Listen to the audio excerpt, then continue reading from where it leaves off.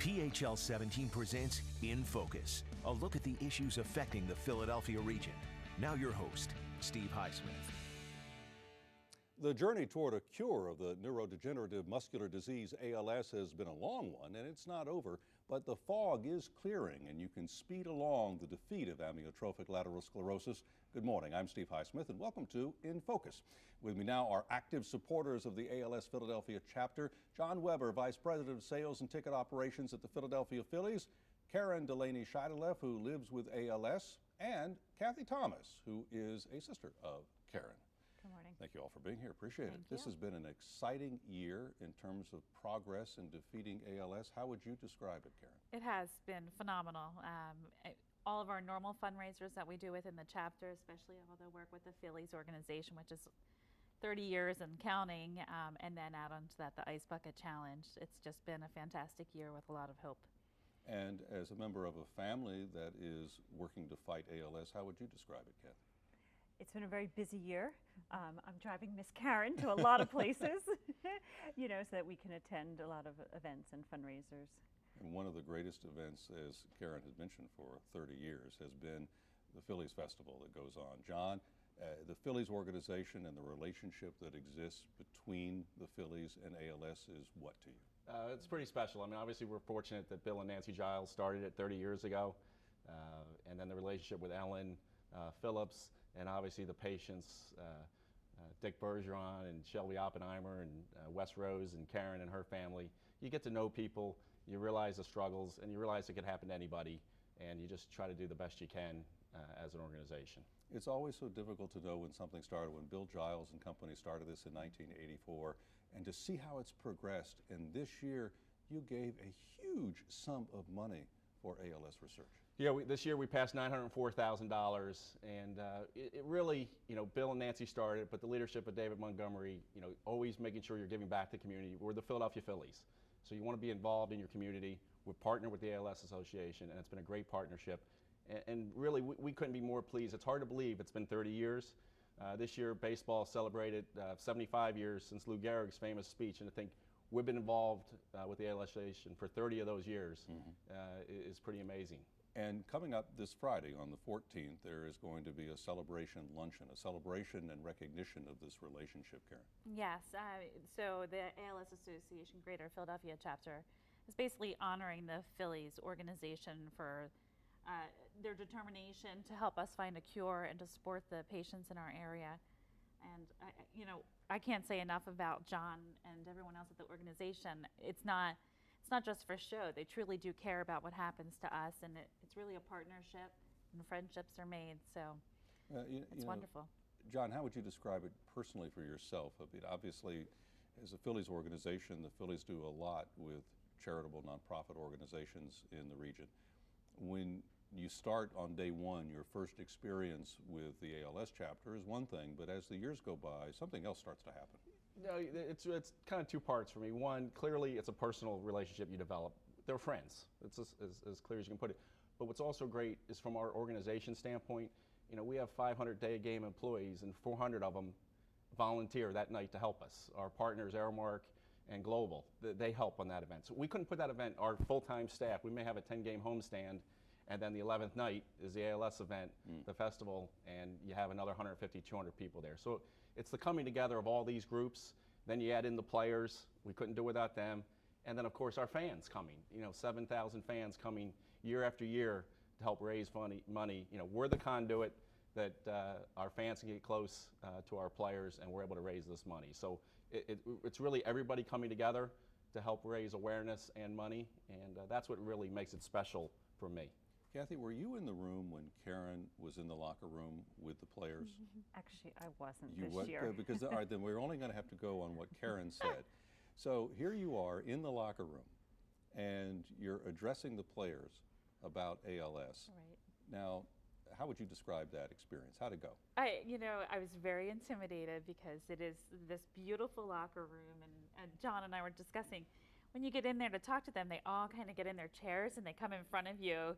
And all of a sudden, I clammed up. I was like, oh gosh, I'm like intruding in their space, but they are so welcoming. It was me feeling that way. They listened to myself, John, to Ellen Phillips, And really, everything that we said sunk in, and we were thanking them in advance for all that they do for the ALS Association, especially with the festival. And then at the festival, on top of that, I mean, it's a much more relaxed environment, but the whole Well, we mentioned that the process luncheon great. is taking place on the 14th. On the 15th is the big walk that takes place at Citizens Bank Park. And our Zachary Lashway spoke with a man named Jack Hess, who is a very active supporter of the ALS Philadelphia chapter, and he's going to be cutting the ribbon. And take a look. 3,192 days. And that's how many days you've been living with ALS. He was born.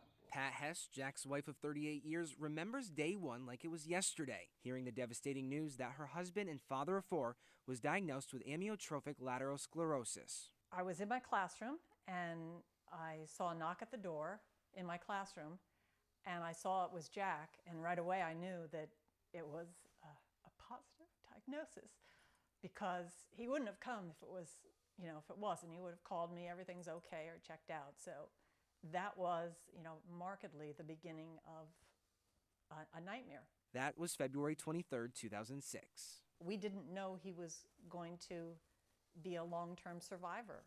You don't know that you're going to have that luck, so it's still a nightmare every day because you're always expecting the worst. Jack Hess, a fullback at Princeton University, once stood 6'5" and was about 230 pounds. These days, Jack is about 60 pounds lighter, but his mind is still sharp.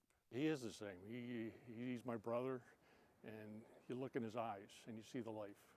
Oscar Wilde said it best, the eyes are the windows to one soul. And when you look, you see so much life there.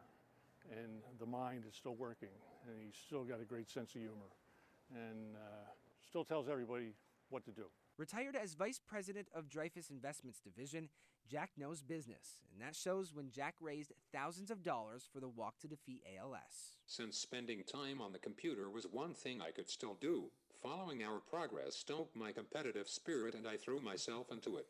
So I overcame my reluctance and contacted as many of my old friends and family as I could and asked them to walk with us and donate what they could to help eradicate this incurable orphan disease. And when Jack isn't competing at raising the most money for the walk, he still to this day finds time to dance.